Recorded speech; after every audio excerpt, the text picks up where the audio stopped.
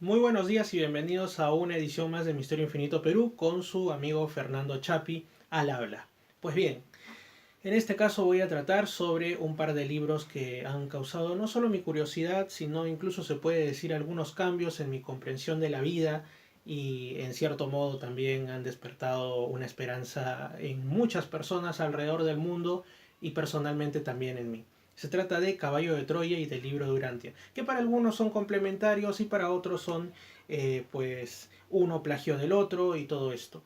Esas cosas yo las estuve leyendo hace poco en algunos comentarios que hicieron en ciertos videos que yo hice sobre la obra del señor Juan José Benítez, autor de Caballo de Troya, como por ejemplo el video que hice sobre Ricky B, ¿no? Recibí algunos comentarios ahí y en otros videos que decían, oye, pero tú no sabes, ¿no? Que Benítez hace tiempo que ya fue desenmascarado como un auténtico fraude y todo esto, ¿no? Como previniéndome de algo o pensando que yo era tan cándido que leo a una persona y no me preocupo por saber de quién se trata. O sea, todas estas cosas yo hace tiempo ya las había leído. Por ejemplo, me he leído todos los reportajes que ha hecho esa página escéptica llamada Magonia en internet sobre Juanjo Benítez y sobre otros autores, ¿no? Como el doctor Fernando Jiménez del Oso, o sea, yo sobre Iker Jiménez, o sea, todo eso yo ya lo leí y hace tiempo, y lo he leído hasta dos veces.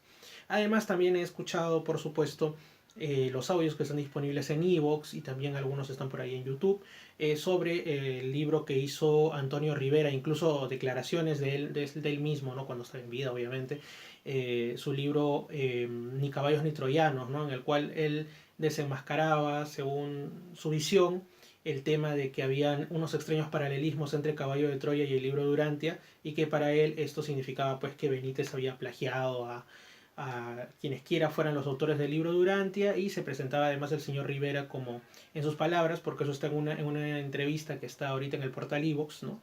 En el cual él decía que se sentía un Quijote frente a la dejadez de otros escritores que no prestaban atención a su magnífica obra, etcétera. Entonces ahí, bueno, eso ya es otro tema, ¿no? Ahí hay un poquito, creo yo, de narcisismo y todo este... Pero bueno, eso ya es un tema completamente aparte. También soy seguidor y cada vez que voy a librerías antiguas trato de encontrar textos, libros, obras de Antonio Rivera. He encontrado solo un par y también me parece que pues fue un autor muy fructífero y muy importante, ¿no? Como seguro también le parece sobre todo a muchas personas en España que era su país y el lugar donde más se difundió su obra. Ahora, mi opinión personal al respecto, cuando he leído este año, primero quiero hacer un hincapié en una cosa, ¿no? Antes de ir al punto en sí. Yo hace un tiempo atrás conocí a unas personas que eran pues lectores del libro de Urantia, aquí en Perú. Estas personas creo que ya no eran solo lectores, sino en realidad eran fanáticos del libro de Urantia. O sea, como he visto muchas quejas en las redes, ya se lo estaban tomando como que fuera una religión, ¿no? Y el asunto es que pues no me integré en ellos para nada, simplemente les dejé mi correo electrónico, mi teléfono, bueno, me integraron a un chat y todo esto, y ya la cosa parecía a los estudios con el respeto que me merecen de los estudiantes de la Biblia y los testigos de Jehová o algo por el estilo, porque bueno, me escribían constantemente al WhatsApp, me mandaban correos electrónicos para preguntarme si ya había leído el último documento que estaban estudiando y por acá, y bueno, yo les decía que no podía hacerlo tan así porque estaba trabajando y estudiando también en ese año, y ellos dale que dale, al final pues los eliminé y me llevé pues una pésima impresión de los seguidores del libro Durantia. Pero después recordé una frase de un tío que para mí es como un segundo padre, ¿no? El tío Nelson, que siempre me dice hasta ahora, ¿no? Tú aprendes a discriminar entre lo administrativo y lo humano, por un lado, y el mensaje que te da una obra, ¿no? Él lo decía más que nada porque es seguidor de la obra de Sergio Aguinaldo de la Ferrier, ¿no? De la Gran Fraternidad Universal y todo esto, y como de Reino de la Ferrier se dicen tantas cosas, él se encarga más que nada de leer sus obras y todo y encontrar ahí los mensajes que le parecen válidos y relevantes. Entonces me recomendaba lo mismo respecto a, por ejemplo, a las iglesias, a las religiones, a los filósofos, etcétera, que si se dice que eran unos perdidos o que la iglesia tal ha cometido tales crímenes, bueno, que en realidad yo me concentre en ver qué dogmas defienden, cuál es el mensaje que subyace y ya la parte humana y administrativa, como dije, bueno, eso, en fin, todos los humanos erramos, unos más, unos menos. Entonces, ya después comprendí eso y me puse a leer más el libro de Urantia y también me fascinó, ¿no? Porque los paralelismos con Caballo de Troya eran, pues, evidentemente importantes, ¿no? Por ejemplo, en Caballo de Troya se habla en una parte de que creo que Jasón o Eliseo le pregunta a Jesús de Nazaret que ahí de donde vienes en tu mundo, cómo te llaman, ¿no? Y él dice que ahí de donde viene se le conoce como Micael, ¿no? Que esto pues obviamente también aparece en el libro de Urantia, donde se le conoce a Jesús como Micael de Nevadón. Pero no son los únicos, por ejemplo, en este caso. Yo hace un ratito, ¿no? Así un poco en broma mencioné rápidamente los testigos de Jehová, y lo que pasa es de que yo tengo familia que es de esa fe, y entonces yo sé que ellos consideran que el arcángel Miguel, ¿no? Es pues, o sea, Micael es el mismo Jesús de Nazaret. Ellos esto quizá lo plantearon antes de que se escribiera el libro de Urantia, y para la época del libro de Urantia quizá ellos eran un grupo aún muy aislado, muy pequeño, por lo cual no creo que los del libro de Urantia le hayan copiado la idea de los testigos de Jehová. No podría en ese caso acusarlos de plagio, ¿no? Sencillamente los testigos de Jehová dicen que llegaron a esto por una lectura de la Biblia, ¿no? O sea, porque ellos dicen que si ahí se menciona que Jesús es el jefe de las milicias celestiales y el mismo cargo se le otorga pues al arcángel Miguel, entonces pues son la misma persona, porque no pueden haber dos jefes para un mismo grupo de entidades espirituales, de una milicia, ¿no? Porque una milicia con dos jefes pues se va a la pérdida, porque no tienen pues una sola dirección. Entonces tenemos tres grupos, por ejemplo, que llegan a la misma conclusión, Caballo de Troya, el libro de Urantia y los testigos de Jehová, que Jesús de Nazaret y Miguel o Micael pues son la misma persona y no han tenido nada entre sí. ¿A qué quiero ir con este ejemplo que he dado? Que también es aplicable a, por ejemplo, muchas coincidencias entre los evangelios de la Biblia canónicos y textos como, por ejemplo, muy antiguos, como el Evangelio de Tomás, que dicen que, pues, que estos dichos son apócrifos, etcétera, hechos por un grupo disidente de la rama principal de la cristiandad y todo, pero tienen paralelismos y también algunos ágrafa por ahí, ¿no? Algunos tradiciones o dichos que se le atribuyen a Jesús que están por ahí, que tienen cierto paralelismo con enseñanzas de los evangelios canónicos. O sea, no podrá ser que todos ellos han bebido de la misma fuente, que han recibido la misma fuente de información. Acá estoy hablando del tema de la Biblia. Y en el caso del libro de Urantia y de Caballo de Troya, ¿no será que por que ambos hayan bebido de las mismas fuentes, en el sentido, por ejemplo, Juanjo Benítez dice que esto le vino dado por un mayor norteamericano, ¿no? Que pues Jasón, ¿no? Su seudónimo, que había viajado al tiempo de Jesús en una misión secreta de las Fuerzas Armadas estadounidenses, y pues había conocido a Jesús y etcétera. Y por otro lado, el libro de Urantia, lo que dicen ellos es que se trató, por decir así, de una canalización, ¿no? De un sujeto al que se conoce como el durmiente, que fue después recogida por un psiquiatra estadounidense, más o menos en la década del 20, 30 del siglo pasado, el doctor Sattler. Y entonces él, junto con otras personas, empezaron a compilar este asunto, ¿no? El doctor Sattler al principio era pues profundamente escéptico, e incluso le gustaba pues descubrir el engaño tras lo que se conoce como cuestiones mediúmnicas, y entonces primero fue un escéptico y después se termina convenciendo de que estos mensajes provenían de una fuente no humana y superior. En sí, cuando tú lees la profundidad de los mensajes que están en Caballo de Troya, que no los encuentras en el libro de Urantia, muchos de ellos, no es una copia fiel del libro de Urantia, te das cuenta pues que son de tal profundidad que difícilmente pueden haber salido pues de la cosecha de cualquier persona así común, que como el señor Benítez o cualquier otro, sino que en realidad son profundos, calan en tu vida, y ya se dice en los evangelios que por tus frutos los conoceréis. Yo he leído mucho, como digo, muchas veces el Caballo de Troya, y definitivamente los frutos en mi vida han sido muy buenos, y puedo decir que no soy el único. Ustedes pueden recorrer las redes sociales. Incluso yo he conocido algunas personas aquí en Perú que también son bastante seguidores de Caballo de Troya, y les ha cambiado la vida en muchos aspectos, ¿no? Y en algunos casos incluso se puede decir que les ha salvado la vida la lectura de Caballo de Troya. No ahondemos más en eso, pero ya ustedes se imaginarán. Y asimismo hay gente a la que el libro de Urantia les ha cambiado la vida. ¿Y no será que los paralelismos entre ambos se deben a que han venido de la misma fuente, en el sentido de Caballo de Troya, que efectivamente pues ha sido la obra de personas que viajaron al pasado y corroboraron aquello que después los que recibieron el libro de Urantia pues lo obtuvieron de fuentes celestiales? Entonces digamos que uno, en el caso de Caballo de Troya, pues fueron personas, personas humanas que estuvieron en el momento in situ, lo vieron y lo plasmaron humanamente, y en otro caso pues seres espirituales que, como dicen, ¿no?, muchos llevan una especie de registro de todo lo que acontece en el universo y decidieron canalizarlo a través de un sujeto para que llegue como lo que ellos llaman la quinta revelación epocal en este tiempo, que pues podemos comprenderlo mejor que en etapas anteriores de la humanidad. Y bueno, y ambos textos en realidad se complementan.